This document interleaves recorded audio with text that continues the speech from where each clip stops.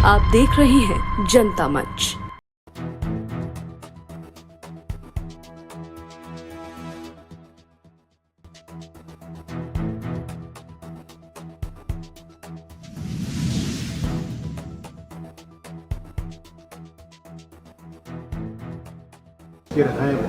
कैसी सहजता रही असहजता रही ऑपरेशन सिंदूर के बाद बातों को रखने में, वहाँ कैसा महसूस किया आपने? देखिए, उसके तीन मेरे हिसाब से उत्तर हैं। एक तो शशि जी का अध्यक्षता बहुत अच्छी इसलिए थी क्योंकि जब विपक्ष का व्यक्ति और खास के गद्दार व्यक्ति अपनी बात रखता है तो उसका एक प्रभाव अलग होता है, खास करके विदेशों में।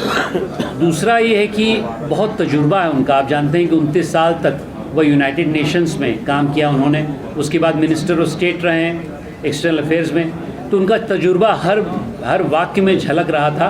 इससे हम लोग को भी बहुत प्रेरणा मिली, हम लोग को तजुर्बा मिला। और तीसरा मैं समझता हूँ व्यक्तिगत रूप से बड़े सरल व्यक्ति हैं, तो उठते बैठते हम लोग लगते पत्ते चलते थे, हम लोग बड़ी फ़्लाइटें कैच की, हम लोग कम से कम 2 हफ्ते चले हैं एक साथ। तो उनसे व्यक्तिगत रूप से कई चर्चाएँ हुई कैसे देश को आगे बढ़ाया जाए, और मेरे हिसाब से इसमें पक्ष और विपक्ष का कोई मसला नहीं था। हम लोग एकजुट होके थे। जो भी हम लोग का झगड़ा होता है संसद में वो तो देश के लिए होता है, अपने मुद्दे पे होता है, लेकिन जब देश के बाहर जाते हैं, राष्ट्र के लिए बात करते हैं, तो हम लोग एक मुट्ठी हो जाते हैं। लेकिन वो जब उनका नाम अनाउंस होगा तब से ही बड़ा कांग्रेस द्वारा या जयराम नरेश हैं या राहुल गांधी द्वारा बड़ा उनके इस तरीके की बड़ा सवाल उठा, उनके प्रश्न उठा जब उनका नाम ऐलान हुआ। देखिए, जयराम जी IIT दिल्ली के ही हैं, मेरे ही सीनियर हैं, और राहुल जी नेता प्रतिपक्ष हैं। मैं उन दोनों को बोलना चाहता हूं कि राष्ट्र हित में हम लोग काम कर रहे हैं, किसी पार्टी का मुद्दा नहीं है। राष्ट्र ही नहीं, हम लोग राष्ट्र की रक्षा की बात कर रहे हैं। तो ऐसा भी नहीं कि राष्ट्र की बात कर, राष्ट्र की रक्षा में कोई द्वंद्व नहीं है। जो भी उपयुक्त व्यक्ति है, चाहे वो जयराम रमेश खुद ही हों, चाहे वो शशि थरूर हों, चाहे वो शशांक मणि हों, हम लोग को एकजुट होकर काम करना पड़ेगा। ये बड़ा दुर्भाग्य है कि नेता प्रतिपक्ष इसको राजनीतिक मुद्दा बना रहे हैं। राजनीतिक मुद्दा नहीं है, राष्ट्र का मुद्दा है। इसमें एकजुट होकर हम लोग को एक सांस से बात करनी पड़ेगी। डेलीगेशन का क्या प्रभाव रहा है जो आप विदेश में गए थे? देखिए, डेलीगेशन का 3 प्रभाव रहे हैं। एक तो हर जगह हमने पाकिस्तान की जो भ्रांतियाँ थी उसके विपक्ष में हमने अपनी बात रखी और हर जगह सहमति थी।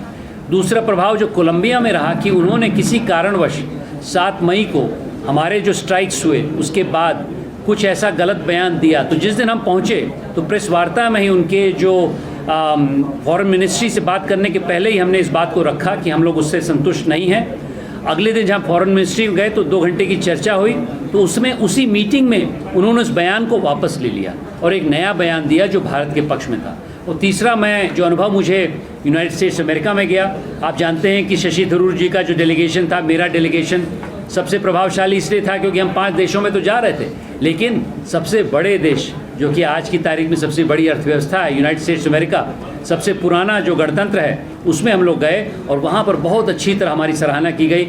आप जान रहे थे कि जब यह संधि हुई तब कुछ लोगों की टिप्पणियाँ हुई कि किसने संधि कराई। हमारा ये मैं कहना है, हमने डंके की चोट पे कहा संधि इसीलिए हुई क्योंकि पाकिस्तान ने घुटने टेके, और इसमें कोई किसी ने आपत्ति नहीं जताई और हम लोग ने बहुत अच्छी तरह तन्मयता से बात रखी।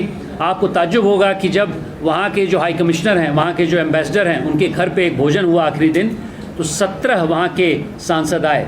उनके इतिहास में कभी भी उनके घर पे 17 सांसद नहीं आए थे, क्योंकि हमारी तरफ से 6-7 सांसद थे, इसलिए उन्होंने बहुत मान सम्मान रखा। मेरा भी कई सेनेटर से, कई कांग्रेसमैन से, उनके वाइस प्रेसिडेंट JD वैन से बहुत अच्छी मुलाकात हुई।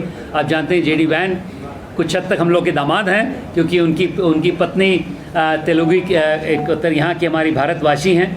तो उन्होंने भी जब चलते चलते बोला कि उनके लड़के विवेक को बहुत अच्छा लगा भारत में जाके, क्योंकि विवेक जैसा नाम उन्होंने कभी पहले सुना नहीं था। यहाँ तीसरा व्यक्ति विवेक है, तो बड़ा अच्छा लगा। एक हृदय से हम लोग की जुड़ाव रहा। तो भारतीय परिवेश की भी चर्चा खूब रही है। भारतीय परिवेश ही नहीं, मैं तो इसको पूर्वांचल का परिवेश और उत्तर प्रदेश का परिवेश कहूँगा।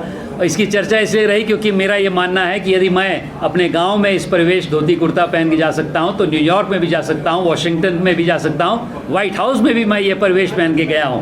तो शायद मैं पहला ऐसा भारतीय हूं जो धोती कुर्ता पहन के, हो सकता है अटल जी कभी गए हों, लेकिन उसके बाद शायद मैं ही ऐसा व्यक्ति हूं जो धोती कुर्ता। और इसमें मैं आदरणीय प्रधानमंत्री जी के सांस्कृतिक राष्ट्रवाद को धन्यवाद देना चाहता हूँ कई ऐसे लोग हैं जो समझते हैं सूट बूट पहन के लोग जाएंगे तो शायद उनको ज़्यादा स्मार्ट दिखेंगे। मैं तो धोती कुर्ता में बहुत स्मार्ट दिखा, इसकी चर्चा वहाँ भी हुई, मुझे लगता है यहाँ भी हो रही है। अभी तक आपने हमारे चैनल को सब्सक्राइब नहीं किया है तो दिए गए स्क्रीन पर हमारे जनता मंच चैनल को सब्सक्राइब करें और बेल बटन दबाना बिल्कुल न भूलें।